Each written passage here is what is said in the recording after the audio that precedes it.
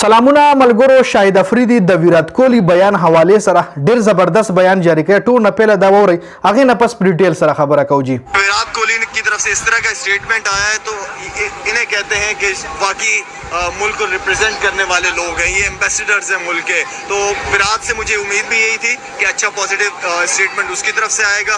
Thank you so much Virat, और हम इंतजार कर रहे हैं कि प्लीज आप आएँ, बिल्कुल खेलें यहाँ पे, चाहे PSL चाहे इंडियन टीम के साथ आएंगे और अच्छा। हाँ मलګرو تاسو د شاهد افریدي دا بیان وریدو جی.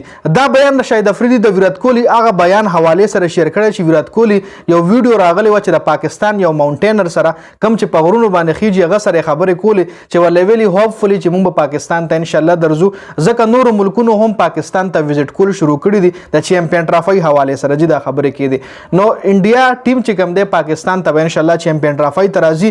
د پاکستان کرکټ فینس چې کوم دی ای په پاکستان کې د انډیا او پاکستان میچ ګوري. دا هم یو ډیر ښه خبر دی د نیو جنریشن لپاره، ځکه دا اوسنۍ چې کم کرنٹ جنریشن دی د پاکستان او د انډیا ډیر کم میچز کټلی دي. بایلیټرل سیریز خو 2012 نه پس شوی نه دی. خیر اوس خبره کو د ویرات کوهلی سټیټمنټ حواله سره. ویرات کوهلی چې سټیټمنټ جاری کړو دا غي جواب شاهد افریدي هم یو پازیټیو جواب ورکو. دغه رنګ پازیټیو دواړو ملکونو طرف لا چې دغه رنګ پازیټیو سټیټمنټ راځي نو ډیر زر به د پاکستان او انډیا تعلقات خشي. کرکټ حواله سره هم او نور هم ګوره گاونډي چې گاونډي سره تعلقات خینو هغه ملک ترقی کوي جی. چې کله هم د گاونډي خپلو کې مسلې وي، یو گاونډي سره بل گاونډي ملکونو خپلو کې مسلې وي، نو هغه ملک ترقی دا هغه ملک درآمدات برآمدات ډیر زیات افیکټ کیږي. منم چې هغه یو غیر مسلم ملک ته خو د ملک ترقی کې د گاونډي سره ښه تعلق ساتل دا یو ډیر اهم رول لري جی.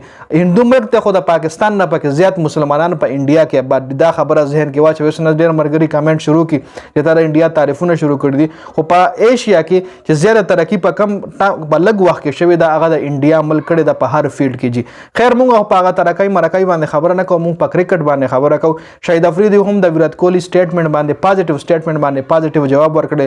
ویرات کوهلی شکریا ادا کړی دا او ویلي دي چې زه هم ما دا مطلب دا توقع درلوده چې ویرات کوهلی به دغه رنګ سټیټمنټ جاری کوي. نور که تاسو ګورئ نیگیټیو سټیټمنټ د انډیا طرف عرفان پټان شو یا کاش چوپړه سم ټایم هغه هم داسې نیگیټیو سټیټمنټ جاری کی. د پاکستان طرف هم کرکټرز داسې شته لیجنډ زموږ داسې شته چې نیگیټیو سټیټمنټ جاری کوي. د سره نور سن کیږي خو د دوړو ملکونو ترمنځ چې کم اختلافات دي هغه سی واقعي د دوړو ملکونو ترمنځ چې کم کرکټ ریلیشن دي انور هم خرابيږي. اور په کار دا چې کرکټ ریلیشن نه علاوه نور تعلقات هم د دوړو ملکونو خشي جی. که تاسو انډیا وګورئ نو دا هغه یورپین کنټری سره لکه امریکا شوا دغه ملکونو سره دا ډېر ښه تعلقات دي جی. او هغه انډیا چې کوم دغه ټیکنالوژي لحاظ سره هر فیلډ کې هغه پاکستان نه ډېره زیاته مخکې روانه ده، لږه نه ډېره زیاته مخکې روانه ده جی.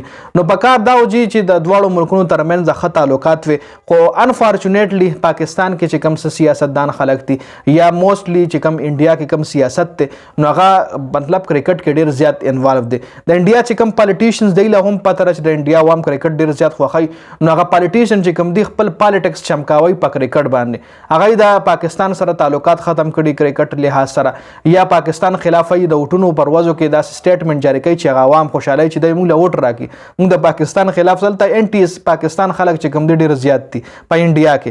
نو کم جنتا مطلب چې کم سړی وټونو ته ولاړ وي نو جنتا هغه عوام ولوي هندي زبان کې جی. کله کله د موږ هم د خلینو داسې الفاظ روزي نو هغه د عوامو اټریکشن د پاره عوام سټیسفاید کولو د پاره عوام خوشالولو د پاره د پاکستان خلاف بیانات جاری کوي چې د عوام موږ له ووټ راکړي او په خپل سیاست چمکاوي او دلته د عوامو مینس کې نفرت پیدا کیږي جی.